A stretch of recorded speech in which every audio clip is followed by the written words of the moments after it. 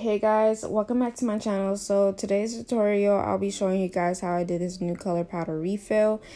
This is actually a 3-week-old set. I did this in my previous video and I'll be sure to leave the link down in the description box. But right now I'm just going in with the coarse drill bit that I got from NotPolish, and right now I'm just moving the drill bit around. I don't want to stay in one place because I will end up burning my client. So when you're doing this process, you just want to move around as much as possible and not just focus on one area. I'm also going to go around the cuticle area where some parts may have been lifted, and I'm just going to remove that as well. This drill bit is amazing, honestly. It just gets everything off. So if you guys want to purchase that, I'll be sure to leave that down in the description box as well.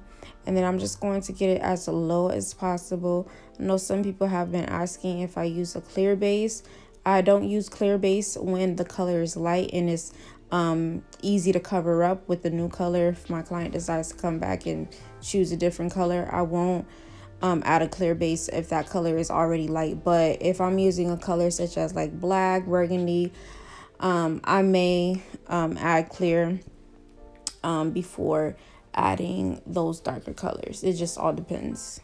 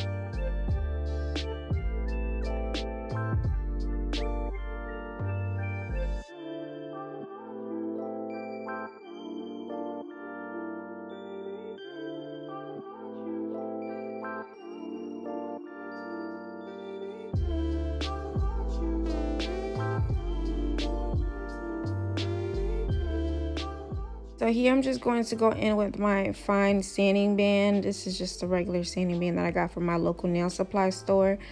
Just focusing around the cuticle area and just removing that shiny part of the nail bed, so that way I know that my acrylic would adhere to the natural nail bed. You just want to remove the shiny layer. You don't want to apply too much pressure. I am using a drill from Kupa. It's at the lowest speed. Literally, I just turn it on and it's at the first mark. And when doing this process, you don't want to apply too much pressure. I do cut cuticles, guys. I do.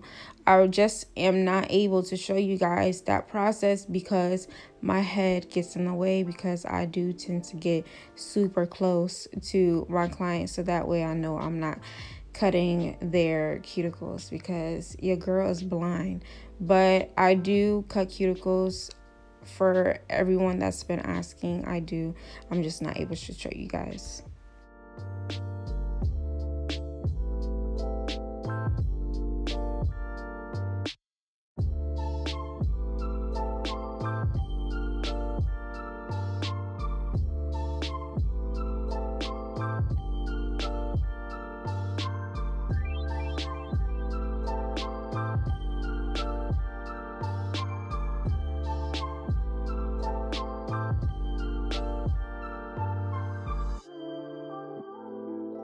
Alright, so now I'm just going to go in with a dusting brush just to remove any excess dust that might have been left on the nail bed. This also helps with lifting as well. And then I'm going to go in with my Mia Secret primer, so that way my acrylic could adhere to the natural nail bed. And then now I'm just going to apply my acrylic. I typically use a 2-ball method when it comes to this length. Anything longer, I'm obviously going to use more. And then I'm going to apply the acrylic onto the apex area, and then I'm going to leave it there for a little bit. Focus on the side walls, so that way my acrylic isn't running off to the side. And then I'm just going to gently just, drag it down.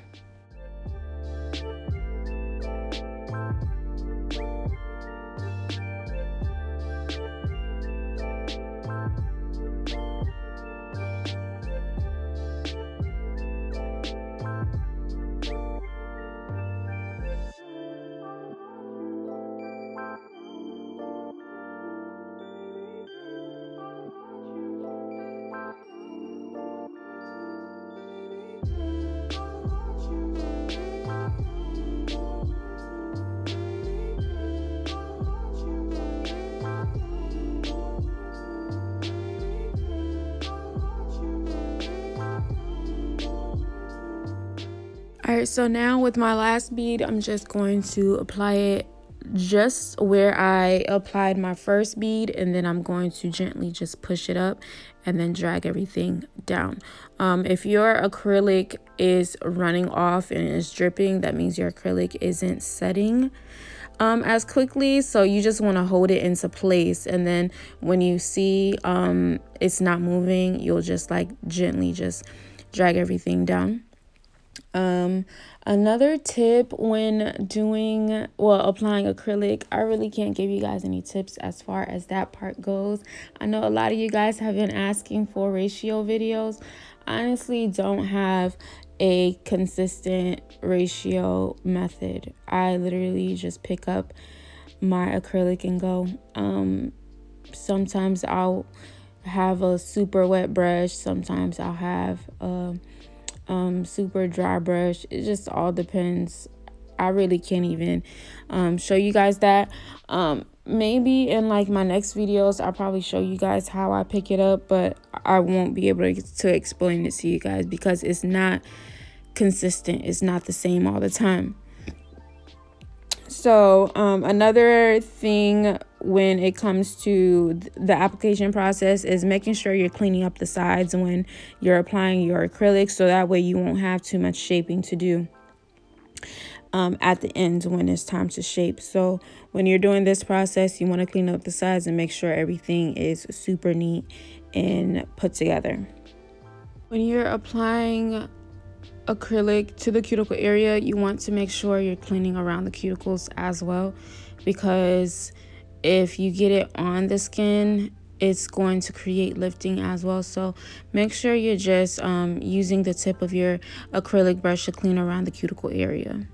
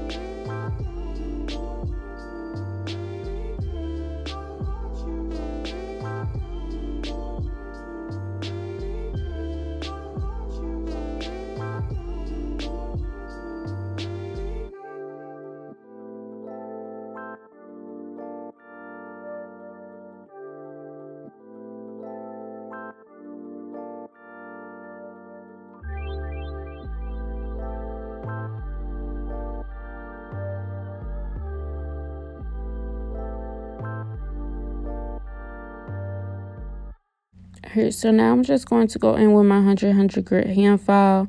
This again is from my local nail supply store. I think the owner actually makes them, because I tried looking online and I could not find anything in this brand. So I'm just pretty much angling my hand file into a V. And with this process, I know for me, when I first started using like new hand files, it was super like sharp and crisp. So what you want to do is get an old hand file and just rub it against the edge of the hand file, so that way you're not cutting your clients when you're filing against the sidewall. And then I'll go underneath the nail as well to remove any acrylic that might have gotten underneath the nail. And then I'm going to tilt my hand file downwards, so that way I can get that sharp, crisp look at the free edge of the acrylic nail.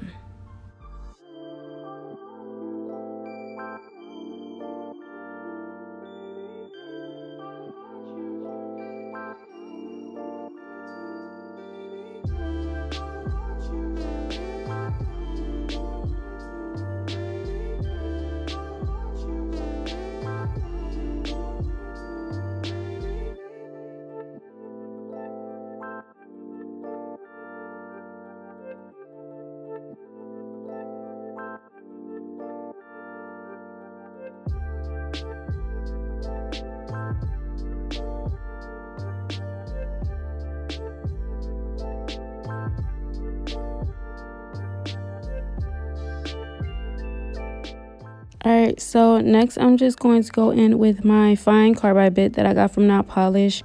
A lot of you guys have been asking me, and it's in the description box, so I'm going to add it at the very top of the description box so you guys can find it. But I'm just going to gently go around the cuticle area and remove any acrylic that might have gotten left behind on the skin. And then I'm going to, you know, just work my way around, angle her finger to the side to see if there's any like lumpy areas that I can go over. And then I'm going to go underneath the nail to remove any acrylic that I might have gotten under when bringing the acrylic down. And as far as my speed goes, I can't give you guys a legit answer because it does change from time to time. I'll lower it when I get around the cuticle area, and then I'll raise it when I get, you know, lower. As you can see, like I'll pause in between just to like raise the speed up, and then when I get to the cuticle area, I'll lower it again. Like as you can see, like those breaks in between, I'll lower it and then raise it back up. So I can't give you guys a legit answer because it does fluctuate.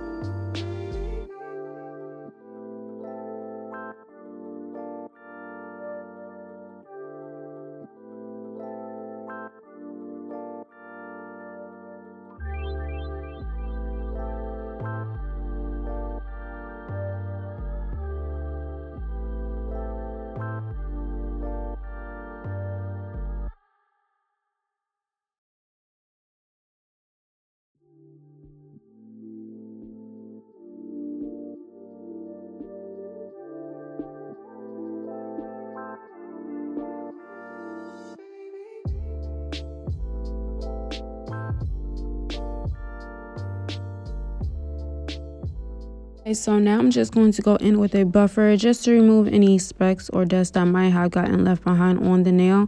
And this is just so that way I can get that smooth application when it comes time to apply my gel top coat or gel polish, whichever you decide to use. So now after my client washed her hands, I'm just going to go in with a gel top coat that I got from NotPolish. Again, it will be listed down in the description box. And I'm just going to add a thin layer of gel top coat. You don't want to add too much because it's going to roll over. It's going to be super thick. It's going to be a mess. A little goes a long way. So you can just add a thin base to when it comes down to this process.